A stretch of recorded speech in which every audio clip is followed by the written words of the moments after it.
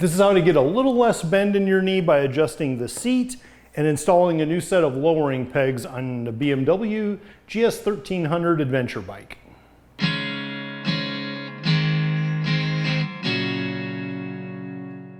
Even with the seat in the low position and the pegs normal height, put my heels on the pegs, lucky, and you can kind of see this is about where the leg bend is. So it's close to 9, it's just a little bit less than 90. So that's where I'm starting at, and I'm 6'1" for reference. Now this is already a big improvement if you're like me and you come off of a sport bike like this Aprilia RSV4. If you have something like this, it's going to be a lot different because your feet are behind you a little bit, but you've got way tighter bend. You know, this is getting closer to 45 than 90, especially if you're, you know, tucked in and going like this. And having ridden a crotch rocket from coast to coast in one straight shot, I can attest to the fact that having your knees bent this much is not the most comfortable. Now the first thing you can do to give yourself another inch of height is to adjust the seat. So if you come over to this side, flick open your key and turn the lock clockwise, you can pull your seat up. Oops. And like I just about did, I forgot that there are wires that connect the seat to the bike for the heated seat. So don't tear those wires loose or you're going to be mad. Under the seat, you're going to see the front piece that's got the two bushings or whatever where the seat goes on, and you're going to see an L on here most likely from the beginning. So you're going to pull that out by pulling this little retainer out. Pull that back, comes out, you flip it around, and now you've got an H for high right there. And you stick that down in there, and you make sure that captures it. And now you've raised the seat height 1 inch. So now you put it back. Okay, you pop the front 2 brackets on those bosses and you click it until it retains. Take your key out and you're good to go. So that gives you 1 extra inch. So I don't know if we'll really be able to see a difference or not. But I can tell you that after doing a little test ride with it just moved up 1 inch, you can actually feel a little bit of difference. It's incremental, but anything helps take some degrees of bend out. From what I understand, these bikes can come with an enduro option. And if you have the enduro option, you'll see stacked riser clamps up here. It seems like there was like 3 levels of them that you can stack them to adjust your bars up and down. And the other difference is that they'll have a lower position for these pegs. Now, I don't have the enduro package on this one.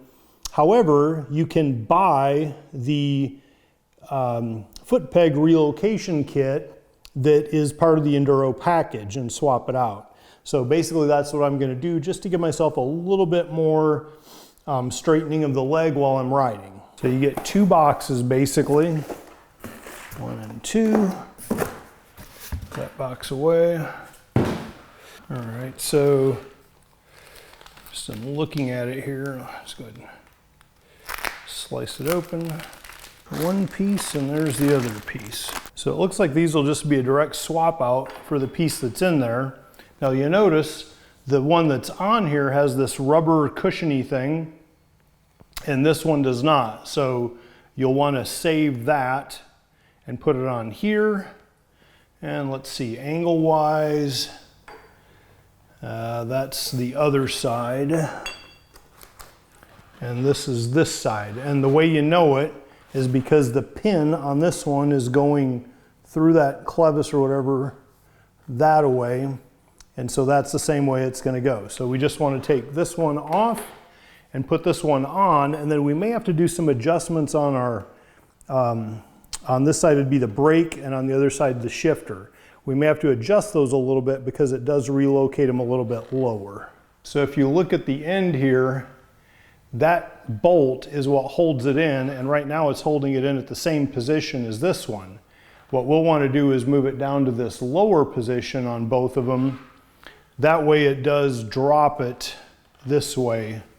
So as well as it brings it out by a little bit, say 3/4 of an inch outward, and then it'll also, we just adjust this and get it to come down a little bit.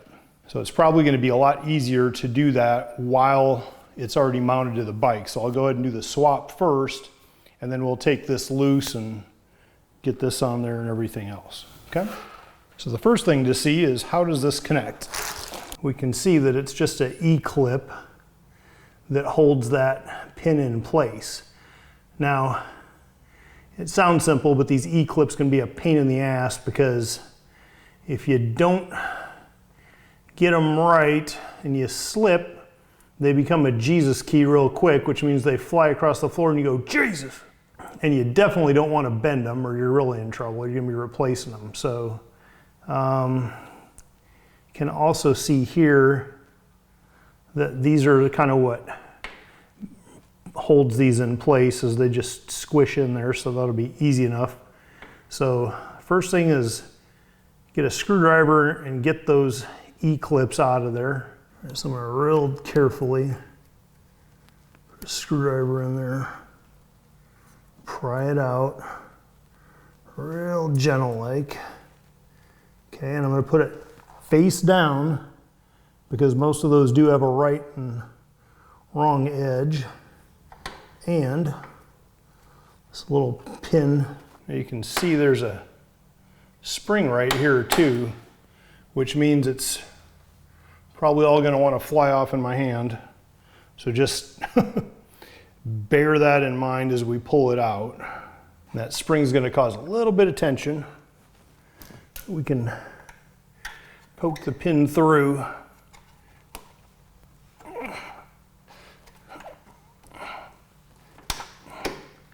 There we go. All right, now let's look exactly at how this spring is in here. The spring is right up against that piece there. So let's take the piece. There we go. We're going to put it on the same way. Put it on there. Now there's a hole right here where that spring should want to go through. Now be ready with your pin, because once this thing is in there, you're going to be fighting that spring, and you don't want to lose that. There. Now see how it's still spring loaded? Okay. Now we're going to put our clip back on. Again, we'll keep the same orientation. Try it with pliers, it might be easier.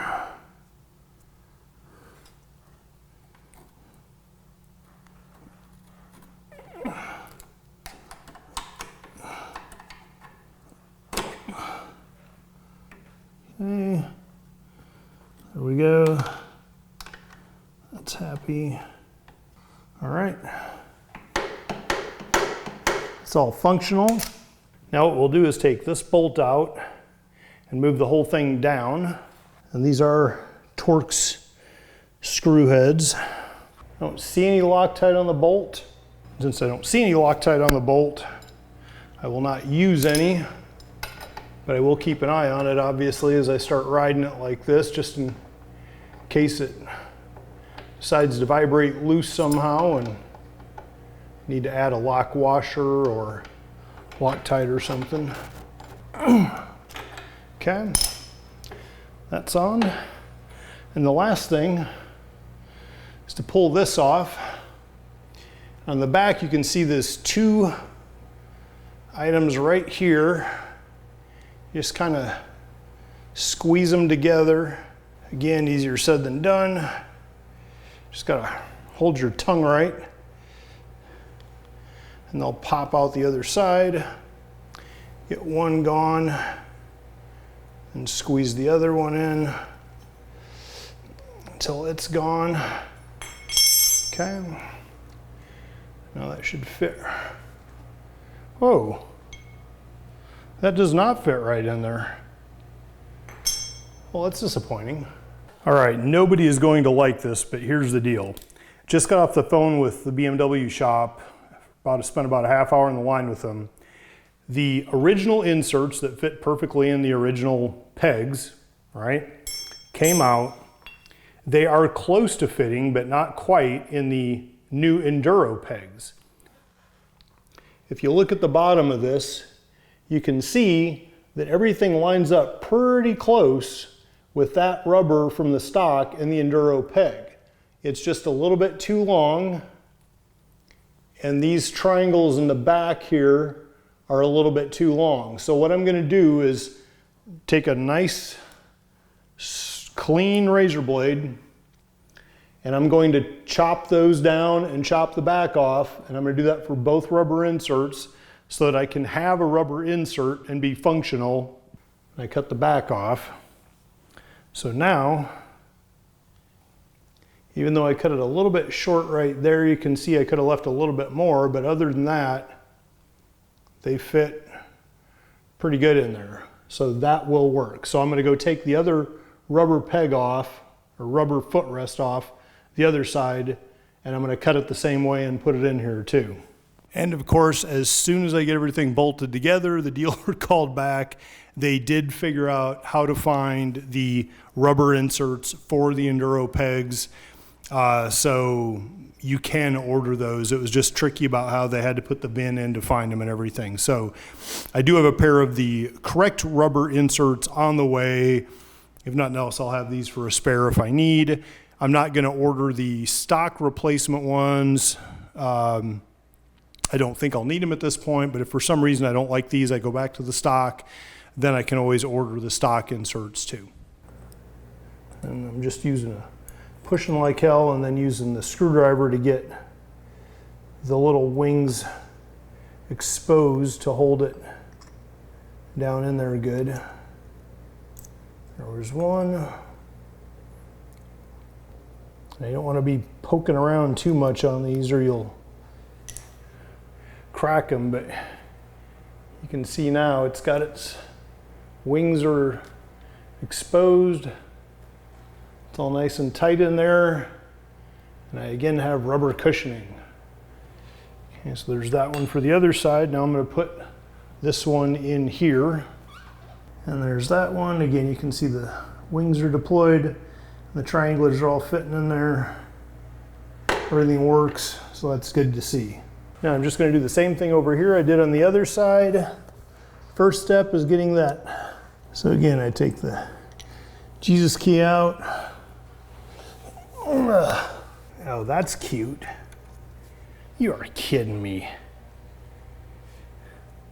The pin won't come out because that's in the way? No. Come on, BMW, you're better than that.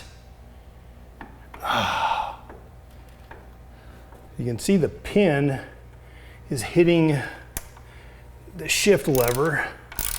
So unfortunately, I'm having to take that out. There we go. Now the pin can happily come out. Pretty happy anyway. Okay. Don't forget to have your spring properly. All right, so you got the spring in place.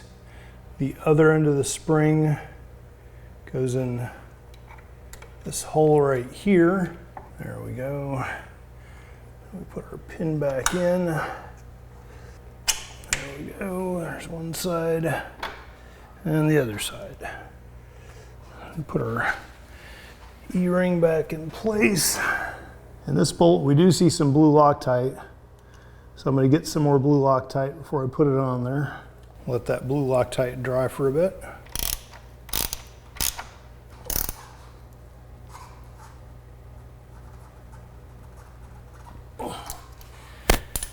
All right. Next thing we do is the same we did on the other side, where we take the bolt out, we move it down, and we put that back in the lower one.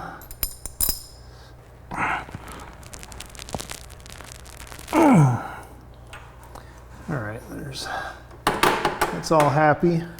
Now the other thing that you might have to consider is that we've changed and made our pegs lower, which means the shifter and the brake over there may be a little bit different. You can see this one on the shifter has 3 positions. So I'm going to move it down to that next one, and so that it's a little bit further down, and see how that feels. And this may be something you just have to play around with a little bit as you get used to the new peg positions, is see where you're comfortable adjusting your shifter here and your brake lever on the other side. You may not need anything, or you may need a lot. Just do what's comfortable and lets you ride effectively. There we go. We're going to move it all the way up. So that puts the peg as far down this way as we can go. Now we're going to tighten it back up and start there.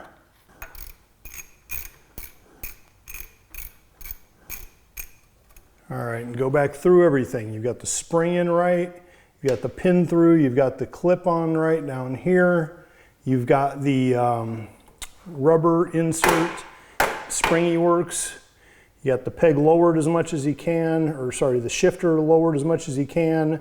Everything's tight. Now that both sides are complete, the only potential thing outstanding may be to adjust the brake and the shifter on the other side. You can see I adjusted the shifter since it was real easy to do that one. This one may require taking this apart and seeing if there's a way to adjust the linkage back there.